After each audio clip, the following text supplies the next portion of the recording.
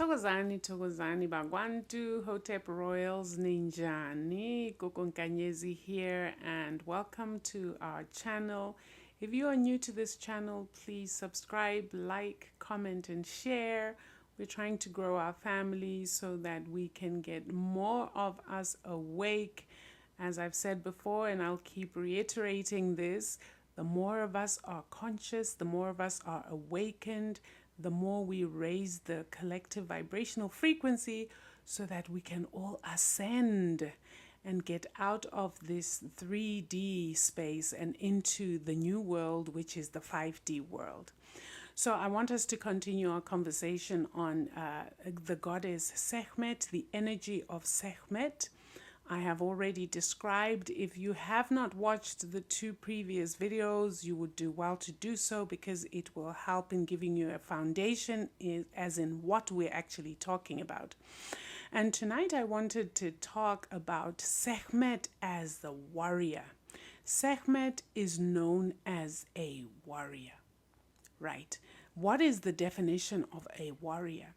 Whenever we hear the word warrior, we are thinking spears, we're thinking guns, we're thinking bows and arrows, we're thinking battlefield, right? We're thinking conquest, we're thinking army. Well, to a certain extent, that is very true when you look at images of Sekhmet as a warrior, and also attesting to the fact that the energy or the goddess Sekhmet was the patron of armies.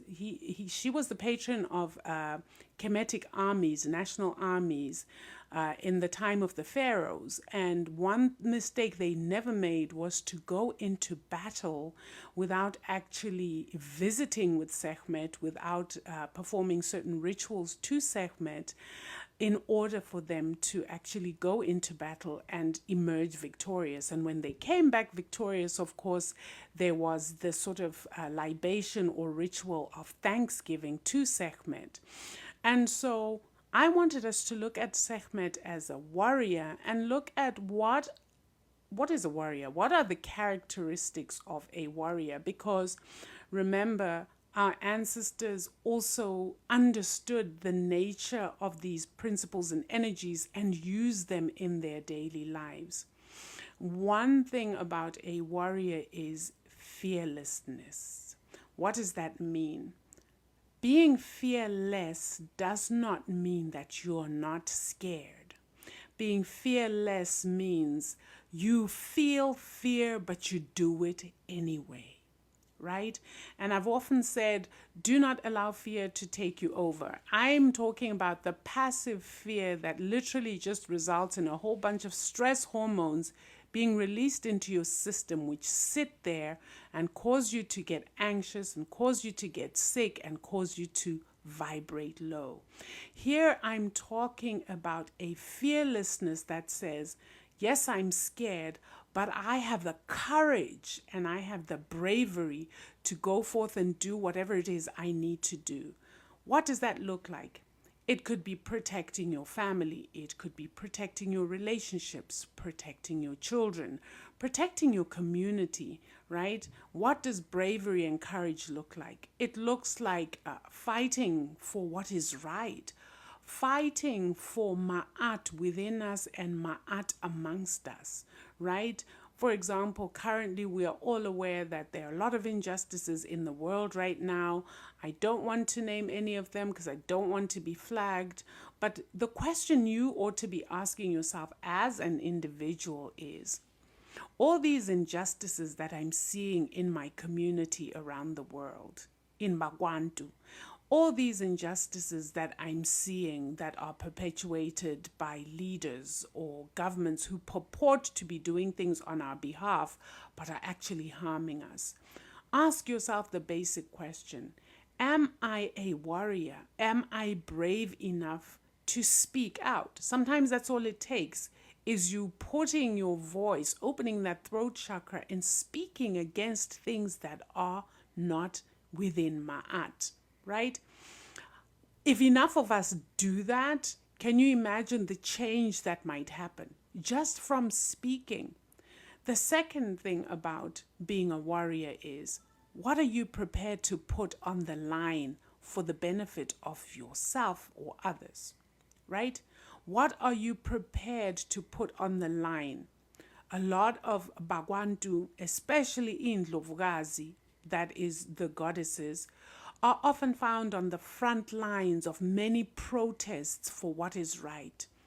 Just Google, African women or black women in activism or civic duty, and invariably you will find them putting their bodies on the front line when they're protesting police brutality, putting themselves on the front line when they're protesting environmental degradation, putting their bodies on the front line when they're protesting child abductions, trafficking in humans. In Ndlovukazi are invariably found at the forefront of these things. And why do you think that is? Why do you think that is? Because inherent in us is that bravery that comes from the nurturing energy of being women. Mothers, we talk about mama bear. Where does that come from? Because mothers will go to any lengths to protect their children. Women will go to great lengths to protect their communities, particularly when we are in a healed state. We are able to look outside of ourselves and to look around in our community to see where we can be courageous and brave and put our bodies on the front line if that's what needs to happen, right? What does courage or the warrior spirit look like? The warrior spirit looks like being able to call out and speak the truth. Being able to speak your truth is an act of bravery that shows that you have this warrior spirit. Because when you speak your truth, you realize that there are people who, number one, don't want you to speak your truth, because number two, it exposes them. Number three, you realize there are people there who don't want you to speak your truth because it ruffles feathers, Let's just sweep everything under the carpet. Well, Sekhmet comes with that dual energy of healing, of cleansing, right? Of decluttering, but also that warrior spirit energy that says part of your healing will come from you speaking out. The moment you start speaking out about your pain, you are taking back your power. So you start the journey from being a victim to being a victor. And you disempower those who have hurt you by taking back your narrative, because the narrative that's out there isn't the real narrative. The real narrative is you and what happened to you. So I just want to put it out there that sharing your story doesn't mean denigrating other people. Obviously, your story is within a context and therefore people may need to be mentioned. But when you are healing and you're sharing your story from a place of power, you don't need to cause unnecessary harm by denigrating people. You can simply tell your story, and humans are intelligent enough, bakwaNtu are smart enough to fill in the blanks for themselves. So one of the things that Sekhmet does is it will support that warrior spirit energy. And because we are in this age of healing, this age of transformation, this age of that activism that requires you to have the warrior spirit, that requires you to have a lion's heart, right? Lion's heart. Yes. I love all the terminology around courage and bravery is around the felines, the lions, right? A brave-hearted lion, having a lion's heart. This is all Sekhmet we're talking about. And so she will support you as you go through whatever it is you need to go through that requires you to have a warrior heart. So one of the things you can do is invoke Sekhmet when you're about to do something that scares you, but you're going to be fearless. You're going to want that warrior energy. You invoke Sekhmet and you ask her to stand beside you when you do whatever it is. And this electromagnetic energy, this powerful force of courage will support you in whatever it is you're going to do. in this age we're in, let's look at this from a cosmic perspective as bakwaNtu, because we know that as above, so below. We are going to be required, not just during the season of Sekhmet, but in the coming months, the coming year, the coming years, we are going to be required to cultivate that warrior heart. We are going to have to cultivate that heart of a lioness, that heart of a lioness that says, I'm going to stand up for my community. I'm going to stand up for Mother Nature. I'm going to stand against anything that goes against nature. I'm going to stand for the dictates of Ma'at, because those are the things that will bring us into alignment and bring us into balance and therefore create harmony amongst us. This is very important to start getting your mindset ready. That's why I keep talking about your own individual healing being important, because we're going to need you. We're going to need your healed or healing self in the years to come. We are at the very beginning of this age of Ma'at, this divine age of Ma'at, the age of the divine feminine. But as we move forward in it, we are going to see a lot of chaos, a lot of craziness that is going to require you to have that warrior's heart. And so cultivating that now is in preparation for days to come. You're not just going to wake up one day and have a warrior's heart. You're going to have to do some work with yourself to try to figure out what are the things that make you timid. What are the things that make you fearful? What are the things that make you want to retreat into yourself? What are those things that make you want to individualize everything so you're looking at I, me, and myself? Because cosmically, we as bakwaNtu have to expand out of that. The Zulu saying goes, umuntu ngumuntu ngabantu, meaning you are a person, and for you to be a whole umuntu or person, you are who you are because there were other people around you. So remember that all of us, whether we want to admit it or not, we owe the collective something. And what we can give to the collective does not mean materially, but it is in our essence. What is your higher self telling you you need to do to become a warrior for bakwaNtu? What is your higher self telling you you came here to do that requires you to embody that warrior spirit on behalf of bakwaNtu? It looks different in different circumstances. One way is stand up for bakwaNtu, fight for bakwaNtu. How often, even in the social media streets, are you seeing that there is a lot of tension going on and bakwaNtu are getting attacked, and you all sit back and say, oh, it's none of my business? Well, if one of us is getting attacked, we're all getting attacked. Understand that.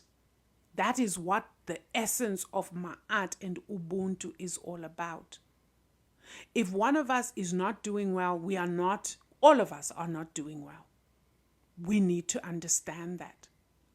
Let's bring it to that community level. I want to speak to the divine masculine. When you know that your next door neighbor brutalizes his girlfriend or his wife, why do you turn a blind eye? Where is your warrior's heart? Where is your protective spirit? When you know that in your neighborhood there is somebody who's harming lives, either by selling substances that cause harm or who's doing certain things. How many people have predators within their own family? Where is your warrior spirit? Where is that lioness's heart when children are being harmed and you all turn a blind eye to that. You know it's happening, but you pretend like it's not. Where is that protective warrior spirit? When you're minding your own business and you see that somebody's about to hurt someone, and you turn a blind eye as if you're not seeing it.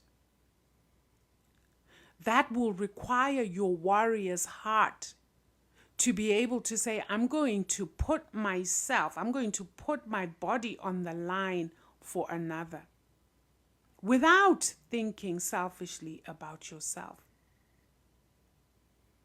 This is a very important thing to understand for bakwaNtu.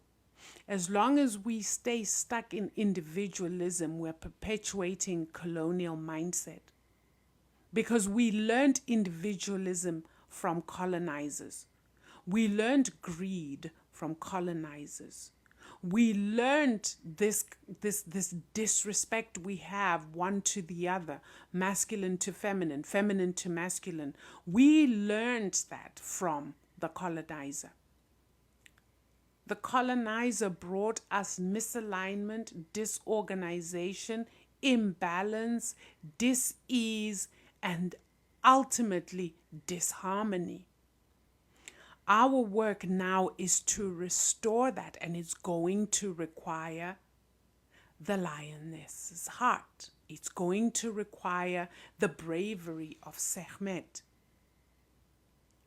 So I just wanted to come and share briefly on that, something to reflect on, in the next coming days. I will be back with the next upload where we look at another aspect of Sekhmet and how we can practicalize, using this powerful electromagnetic frequency, this powerful energy, this powerful goddess, so that we move more and more into balance, more and more into order, and more into harmony as the Black family.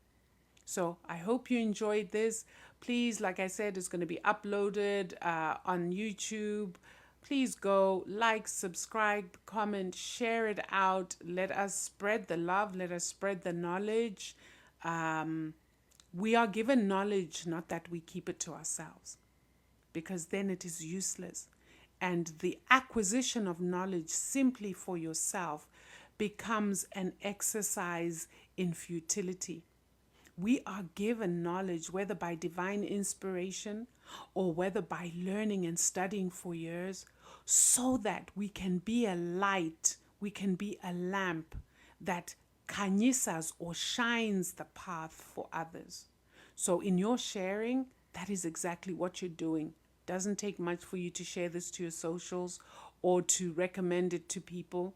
But on that note, I will stop here and see you on the next upload. bakwaNtu, much love. Masithokozeni.